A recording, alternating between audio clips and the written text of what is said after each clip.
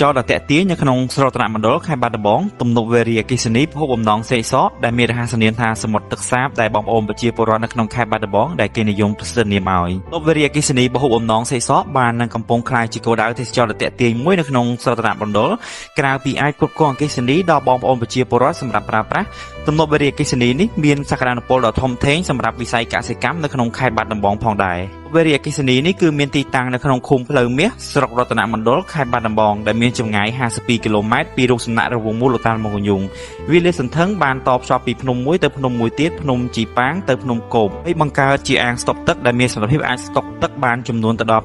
286លានម៉ែត្រគូបដែលប្រមូលស្តុកទុកនិងត្រូវទម្លាក់តាមដងស្ទឹងសង្កែរួចបន្តចែកចាយតាមប្រឡាយមេប្រឡាយរងនិងស្រោចស្រពទៅលើផ្ទៃដីស្រែដ៏ធំល្វឹងល្វើយនៃស្រុករតនមណ្ឌលស្រុកបាណាន់ស្រុកសង្កែនិងស្រុកមោងឫស្សីនៃខេត្តបាត់ដំបងផងដែរពីនេះទៅទៀតទំនប់នេះបច្ចុប្បន្នជាទំនប់វារីអគ្គិសនីបានក្លាយជាទីតាំងសម្រាប់ទេសចរលំហែកាយដែលអាចជិះទូកលេងមើលថ្ងៃរះមើលថ្ងៃលិចហើយជាពិសេសអាចបោះតង់លេងឬក៏នេសាទត្រីផងដែរហើយទិដ្ឋភាពនៅក្នុងថ្ងៃនេះគឺពិតជាស្រស់ស្អាតមែនទែនហើយសម្រាប់វីដេអូនេះគឺនាំមកជូនលោកអ្នកដោយ